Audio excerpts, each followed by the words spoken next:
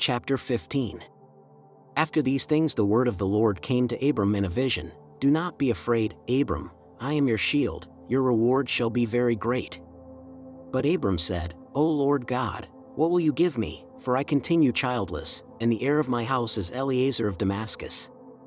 And Abram said, You have given me no offspring, and so a slave born in my house is to be my heir. But the word of the Lord came to him, This man shall not be your heir, no one but your very own issue shall be your heir. He brought him outside and said, Look toward heaven and count the stars, if you are able to count them. Then he said to him, So shall your descendants be. And he believed the Lord, and the Lord reckoned it to him as righteousness. Then he said to him, I am the Lord who brought you from Ur of the Chaldeans, to give you this land to possess. But he said, O Lord God, how am I to know that I shall possess it?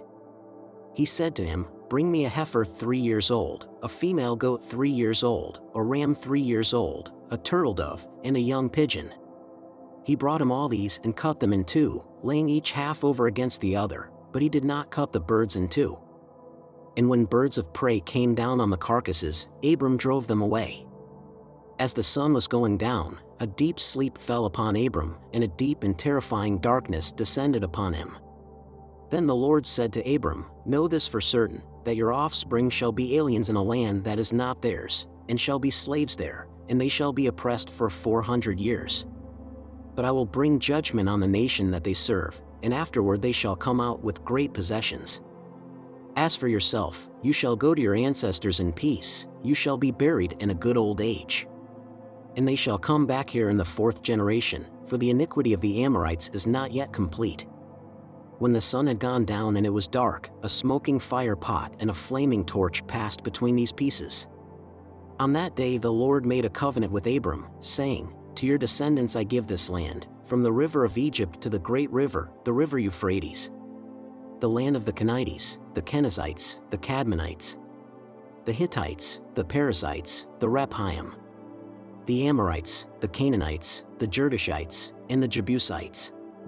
Chapter 16. Now Sarai, Abram's wife, bore him no children. She had an Egyptian slave girl whose name was Hagar. And Sarai said to Abram, You see that the Lord has prevented me from bearing children. Go into my slave girl, it may be that I shall obtain children by her. And Abram listened to the voice of Sarai. So, after Abram had lived 10 years in the land of Canaan, Sarai, Abram's wife, took Hagar the Egyptian, her slave girl, and gave her to her husband Abram as a wife. He went into Hagar, and she conceived, and when she saw that she had conceived, she looked with contempt on her mistress. Then Sarai said to Abram, May the wrong done to me be on you. I gave my slave girl to your embrace, and when she saw that she had conceived, she looked on me with contempt. May the Lord judge between you and me. But Abram said to Sarai, Your slave girl is in your power, do to her as you please. Then Sarai dealt harshly with her, and she ran away from her. The angel of the Lord found her by a spring of water in the wilderness, the spring on the way to Shur. And he said, Hagar, slave girl of Sarai, where have you come from and where are you going? She said, I am running away from my mistress Sarai. The angel of the Lord said to her, Return to your mistress, and submit to her.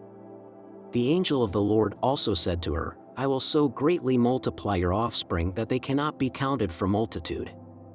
And the angel of the Lord said to her, Now you have conceived and shall bear a son, you shall call him Ishmael, for the Lord has given heed to your affliction.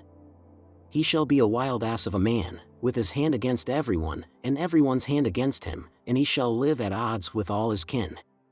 So she named the Lord who spoke to her, You are El Roi, for she said, Have I really seen God and remained alive after seeing him? Therefore the well was called Bir Lahai-roi, it lies between Kadesh and Bered. Hagar bore Abram a son, and Abram named his son, whom Hagar bore, Ishmael. Abram was 86 years old when Hagar bore him Ishmael.